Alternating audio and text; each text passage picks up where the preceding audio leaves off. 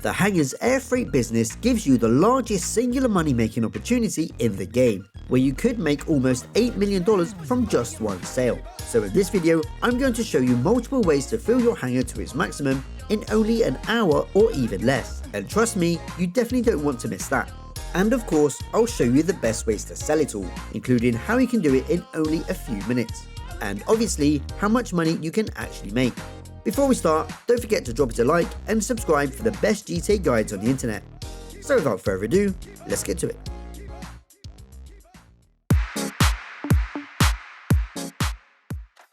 There are 5 locations that you can choose from, starting at $1.2 million up to $3.25 million.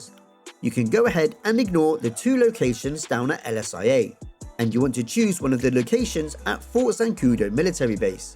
There are 2 reasons you want one of these. The first is how you are now granted access to the base without receiving a wanted level, leaving you free to do things like stealing a jet whenever you like with minimal hassle.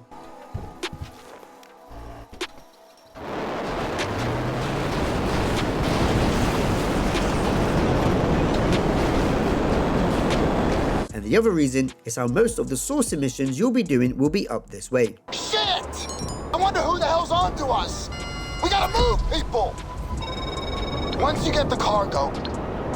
Any of these locations will be fine, but I chose Hangar 3497 as it's slightly closer to the center of the map, meaning small time saves when sourcing and selling. The main drawback for this location is how your vehicle often spawns by the grasslands outside of the base.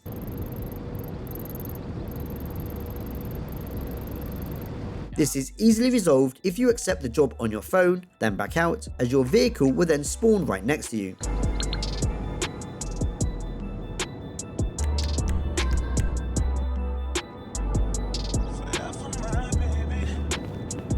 The other 2 locations do not have this problem. There are a range of interior options that you can purchase, which could see you spending over $5.5 million, but none of these will help you make more money. Do definitely get the living quarters for $375,000, as this allows you to spawn inside your hangar. This will be absolutely vital for the sourcing methods I'll be showing.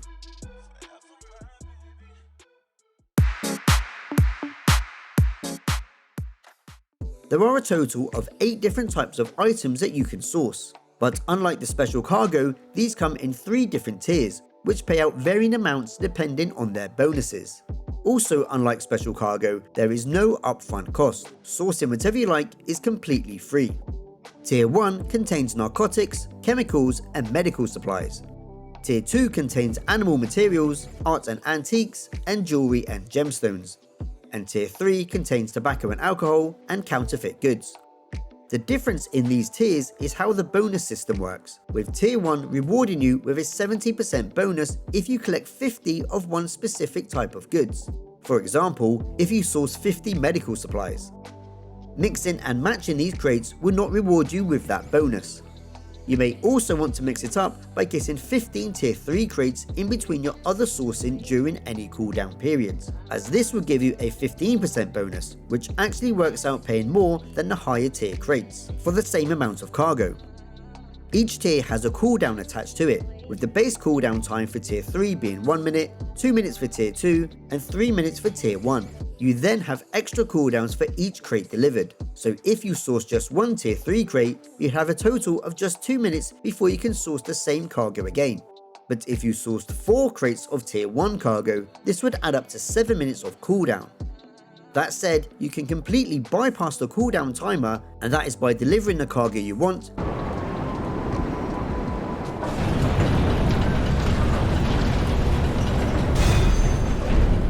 then closing the game, then reloading back in.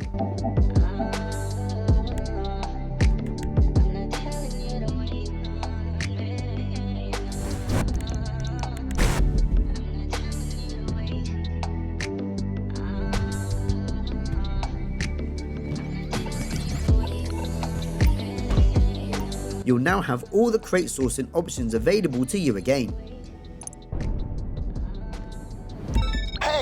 Same can be done if you simply disconnect your internet.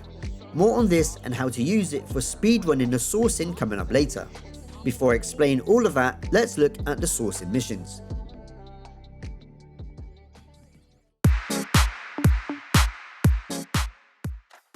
Before starting any sourcing mission, it's vital that you learn how to job warp, which allows you to teleport anywhere you like by using the job blips on the map.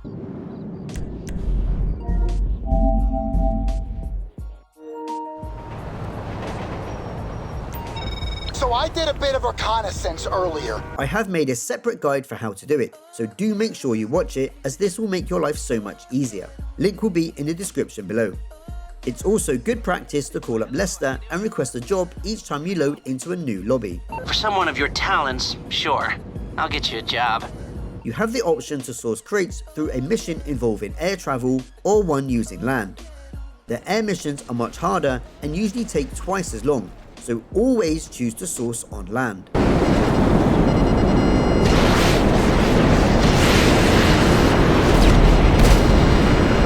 On land, there are 4 varieties of missions that can spawn. One sees you traveling to one of 3 locations around the Alamo Sea, where you simply have to pick up an awaiting crate and deliver it.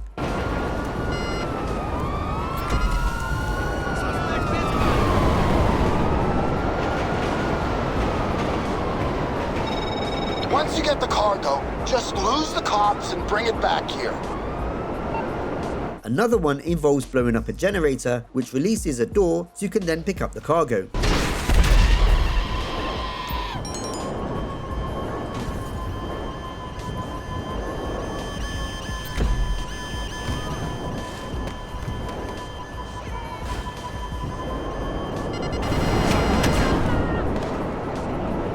The third type means collecting a trailer and delivering it back to your bunker. The drive can be very long, but by using job warping, not only do you get to the location super quickly,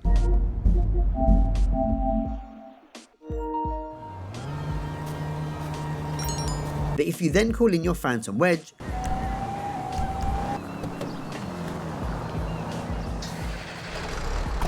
hook up the trailer, and then teleport right back to your bunker,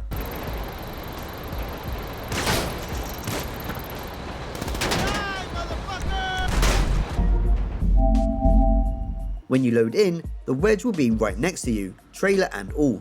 Great, you got the trailer. I know it's not your style, but please, try to drive carefully. We don't want it coming loose. Where you now just deliver it. This can literally be completed within 3 minutes.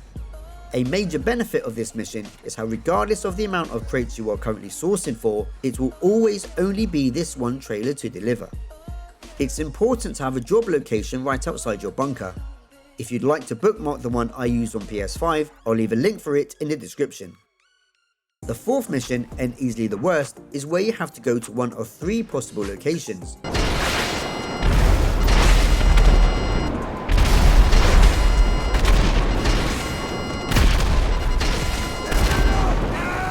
Hit a switch, which then drops a crate, for you to then hop in the very slow Avisa,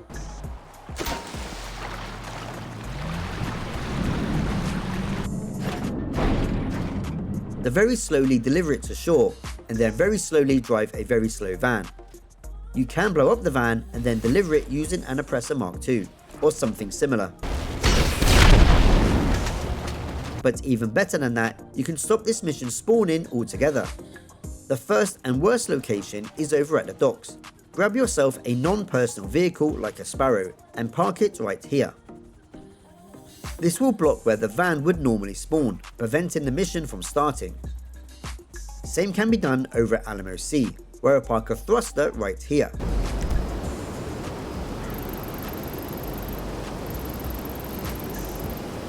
And the same over at Paleto Bay, where I parked the Pegasus vehicle right here next to this dark patch of sand.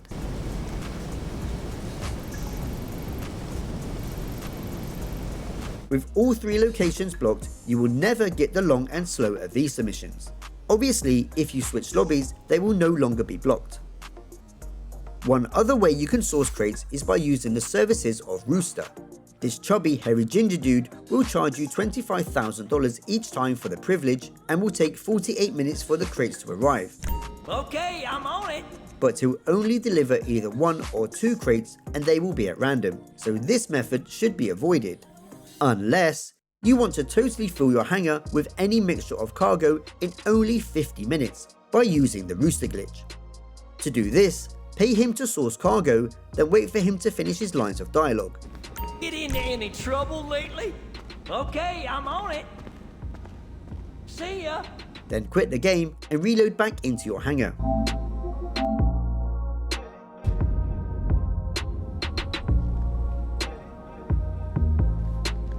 Go outside and you'll see he has delivered your cargo already. Now simply go back inside where he'll be waiting for you to pay him to source some more. Whoops. Aye. See you soon. See ya. Then just keep repeating these steps. Using a PS5, I can request him to source, quit the game, reload back in, then have him source again in only 90 seconds. On average, this will work out to approximately 1 crate per minute, so filling your hangar is doable in under an hour. The obvious drawbacks are how much this will cost, which would be in the region of $850,000, which will eat into your profits massively. And of course, it means missing out on the big bonuses. However, me and my team of 3 friends have managed to fill a hangar with one type of tier 1 stock in just 70 minutes. So here is how you can do it too. You first want your associates to block the 3 Avisa spawn locations mentioned earlier. You then all want to activate job warping.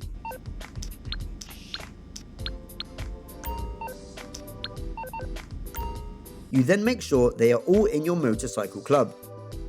Now when you start the sourcing missions, you'll only have the 3 easy land missions to do, and you'll be delivering 4 crates of cargo every single time.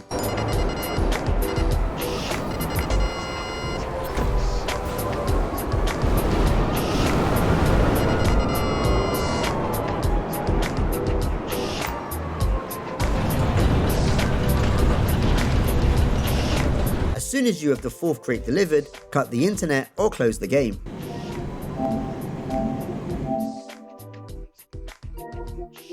Then have an associate invite you back to the lobby. This will load you in again much faster. Now activate your job warping again, then re-invite everyone back to your MC, and source the next 4.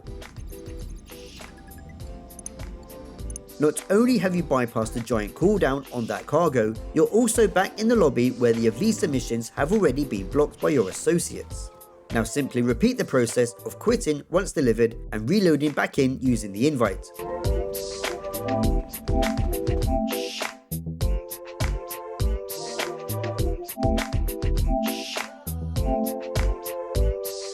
On average, you're looking at delivering 4 crates every 5 minutes of premium tier 1 stock. So you could fill a hangar in just 13 sourcing missions, totaling around just over an hour.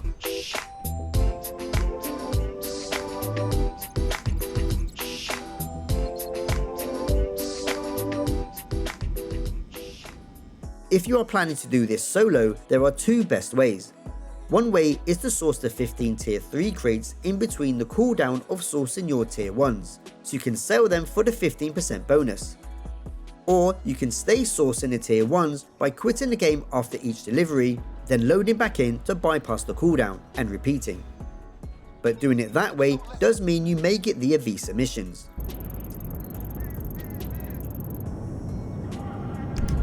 But because the sourcing is totally free, if you get one, you can always reload into a new lobby and try again. I advise sourcing for medical supplies as it's literally 1 click down on the sourcing menu, and tobacco and alcohol for tier 3 as it's just 2 clicks. Regardless of how much stock you are holding, the hangars will never be raided, so you can hold on to this stock for as long as you like.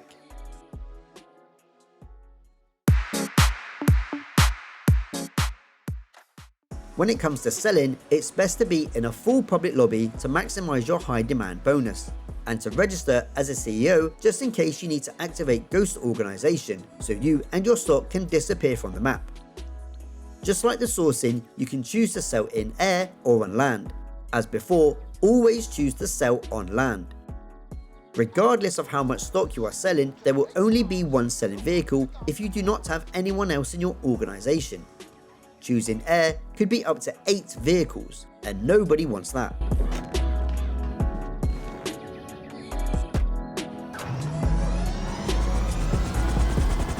If you do have any friends that want to help you sell, it's best not to invite them to your organization. This leaves them free to protect you rather than have the duty of delivering any of the vehicles, which can spawn depending on how many people are part of your CEO. One of the land selling missions is driving a weenie Issy across the city, making 10 different drops.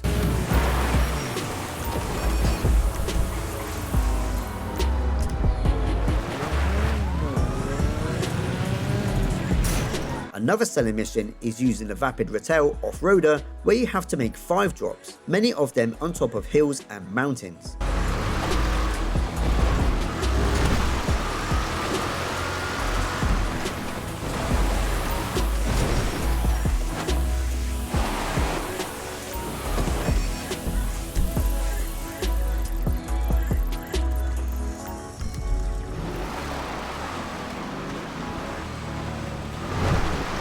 The third type is quite similar, only this time using the Nagasaki Outlaw, and you'll have 10 off-road drops to make.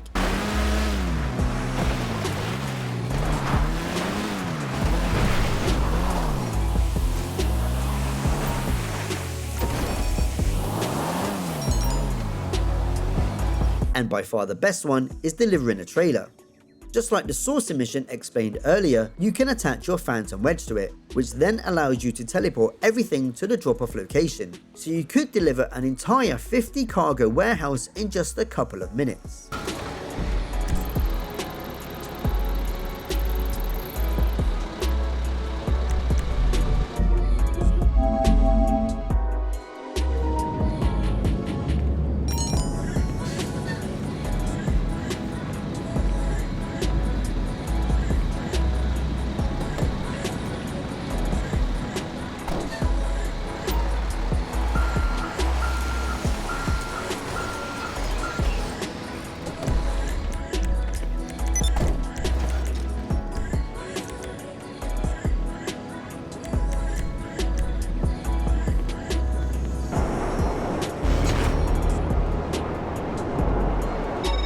Okay, they got the goods, we got the money. Everybody's happy.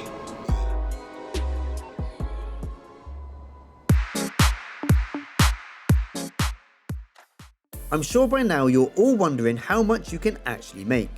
If you source the 15 tier 3 crates to get the 15% bonus, the base selling price would be $517,500. But you really want to sell them in full public lobbies, where the maximum high demand bonus would make you $776,250. To get those 15 crates would only mean doing 4 sourcing missions if you had 3 associates helping you. So you could make that in only about 20 minutes if using the sourcing strats I spoke about earlier. If you then did these 15 crates during double money event weeks, you're looking at over $1.5 million in that same time. As for the real big bucks, which is 50 tier 1 crates, the base selling price with the 70% bonus would pay out $2,550,000, but would make you $3.825 million instead with the high demand bonus. When you sell these during double money weeks, you're looking at a gigantic $7.65 million. This is the highest amount you can make from any singular sale in the game. So you may want to save your 50 crates, safe in the knowledge you'll never get raided, and sell them when double money. Of course, the fastest way to fill up your hangar with the good stuff is by using friends, which is its main drawback, and which is why I did not include it in the 2024 Billionaires Money Guide, as most people would only do this solo, which then makes it a bit of a sluggish grind. But if you're willing to put in the work, this can make you a fortune. So what are your thoughts on the Hangar's air freight cargo business? Do you think it's worth doing? Let me know in the comments. If you found this video useful, please drop us a like and subscribe for the best GTA guides on the internet. Here are some other videos you may also enjoy. I'm BeatsDown, and I'll see you in the next one.